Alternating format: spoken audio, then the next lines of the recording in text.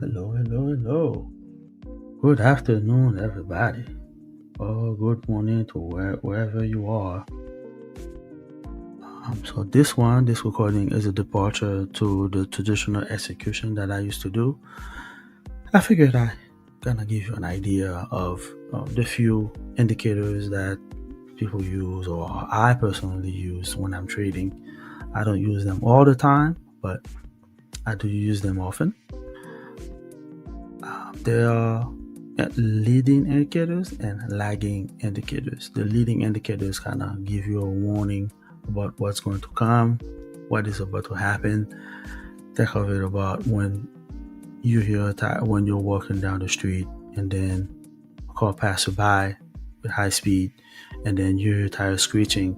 The first thing that comes to your mind is to turn around and find out, okay, is there an accident that's going to happen? It's like a warning sign. And I will be using car analogies a lot because people are more familiar with cars. Either been driving, either drove a car, been in a car somewhere around the world, right? So it will be like a very comparable, easy analogy. So leading indicators, that's what it is, like a precursor, pre-warning. And then there are also dragging, or I'll say lagging indicators. Price action happened, but after that it show you, okay, this is what happened. Like it's obvious. Let's dive right into it, right? So the number one leading indicator, drum roll, is the economic calendar. Right, you never saw that one as a leading indicator, right? So the economic calendar kind of give you an idea what is about to happen at a very specific time.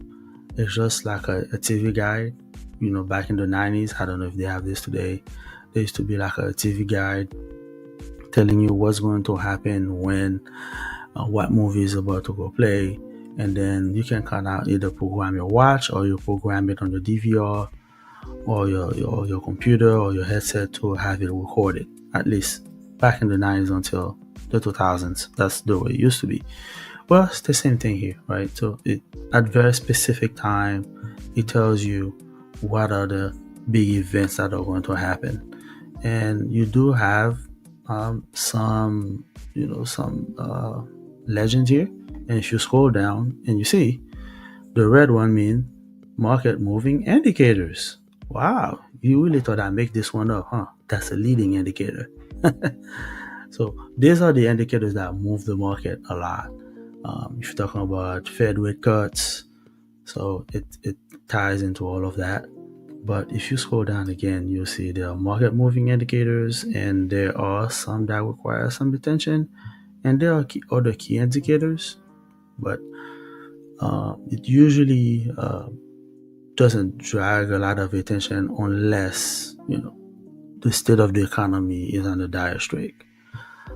There are other things in the economic calendar that is very price indicator moving, such as the Fed data speaking.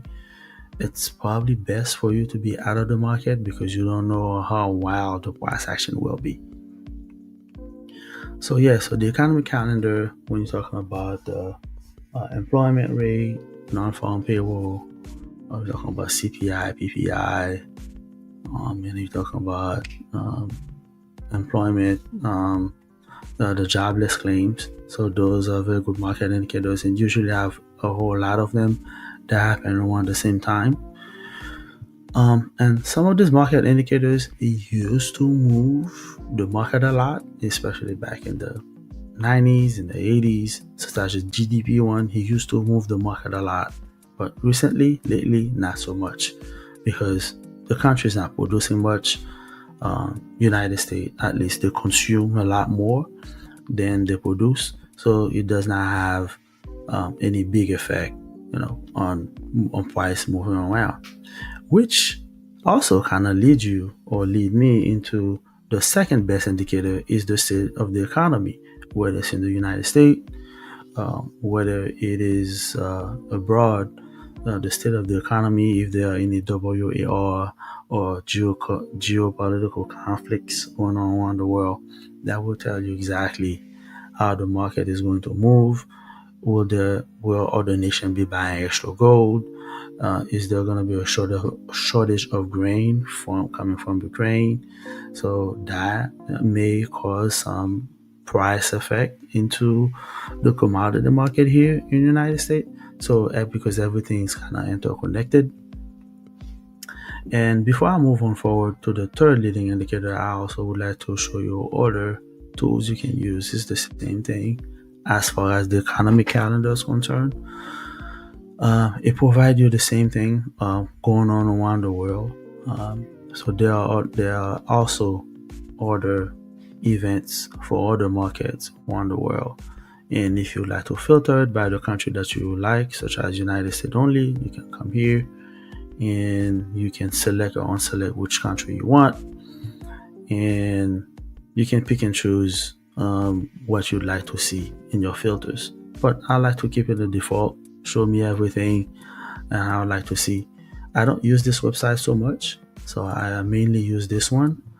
I also bought the book, right? So I just scanned this one to show you here on a monthly basis of what's going to happen. So when you're drafting your trading plan, you want to make sure that you can see what's going on throughout the month, how things are going to behave. If there's going to be a Fed rate cut, how will the market behave the following week before, the days ahead of it, and the days after? How is it going to behave in reference to other economic calendar events? I don't remember the price of this, and this is not a promotion for the website. I don't get paid for this. It's just a tool that I use, and I would like to give them the proper credit. So it kind of gave me on a monthly basis of what's going to happen and how to best prepare a good schedule to plan your trading accordingly, right? And which is kind of lead me to my third indicator, which is seasonal tendencies. So when you can combine the economic calendar, what's going on around the world, and then when you try to line that up to what happened on the monthly basis, seasonally, you can see, okay, usually after the summer, it somewhat flats out, and around mid-September, it took a dip all the way into October, and from around mid-October, market rally. So is there a catalyst? Is there things that are going on here that is telling you that this is what's going to happen in September? Obviously, this September, not really, because you have a Fed cut rate. There's no way they were going to drop the price. So more than likely, what you see happen is going to go up this year, and then it'll drop a little bit, maybe drop right around here at the most recent high, and then rally again toward the end of the year, or more like go sideways toward the end of the year. So that's a prognostication. And that seasonal tendency is looking at the data for over the past 20 years. So there are other services that you can purchase that can give you data for the past 50 to 80 years. You have to pay extra for this, but I believe this one is pretty good enough. It's part of the Thinkorswim platform. If you go here, you choose your chart mode, and then you choose seasonality. It kind of plot out everything nicely for you, kind of give you an idea what's been going on, and then you can actually change this from 20 years to 10 years to 5 to 1 and 2. I mean, I would not do anything less than 5 years, so I'll just keep it 5 years and up. Okay, so that's another good indicator here. The next best indicator that I use is the Magnificent 7 and the quarterly earnings. So I have all the Magnificent 7 here, and I try to correlate and see how they act and try to figure out if there are any major divergences among them. But the most important one is kind of take a look at The market watch. So the quarterly earnings. So if you take a look at the quarterly earning for August, there was a quarterly earning for Meta, and it was right around 405 for Amazon and for Apple.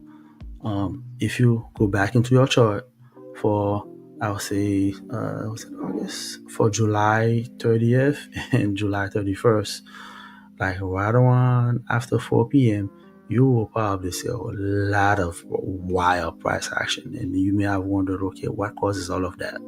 It's those. Okay, so you got to watch out for those. So the Magnificent 7, as of September 22nd, 2025, there are 7 stocks that move everything in the market. In the future, it may be Fantastic Four, it may be Musketeer 3. I don't care what they call it into the future. But what you need to do is every quarter, every year, every 2 years, you need to figure out which market has the highest market cap. I think it's called market cap, and then try to figure out, okay, are they moving the market? So this is where all the funds, the hedge fund, they pump all the money into those particular stocks. And those stocks, they're moving the market up and down, left and right.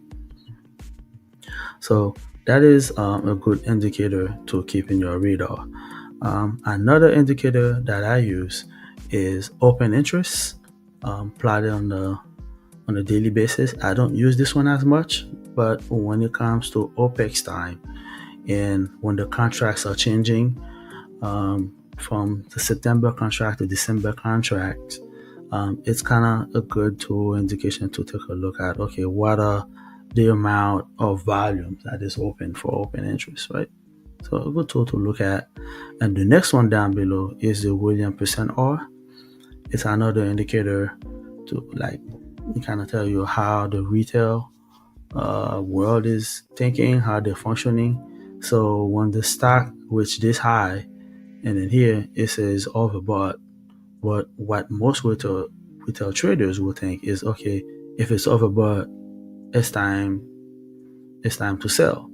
Well, not necessarily, but most of the time, if it's oversold, like oversold here down below, it may be time to buy. It may be time to continue selling. So this is another good indicator to use. Try to figure out what is the market doing from a sentiment perspective. It is a very good tool to use. So I'm trying to think what other leading indicators that I use. Oh, obviously it's this one. So the next leading indicator that I use is the dollar. How can you forget? So if the Fed is controlling and centralizing everything to the rate cuts and everything, and dollar is king, it is a very good idea to keep dollar as part of your leading indicator. And normally is the dollar against all assets. So if the dollar is going down, then usually you'll have other instruments going up, whether it's Forex, whether it's NQ. Also, I also use the Fibonacci as an indicator, right? So kind of give me an idea what price may reverse, what price may reach out to, whether a buying price at a discount or at a premium. That's after you kind of break down the market structure and figure out, okay, what level is a buy level, even before Williams percent R. So in order to be able to use the Fibonacci effectively, there's a lot more study that goes into it. I mean, all these indicators that I've used here, you have to do some deep down research and know how to use it properly. So I'll say, hey, subscribe to the channel, click on the bell, and then to make sure that you always have these videos coming up into your feed. Okay, so with that being said, like and subscribe, and stay tuned.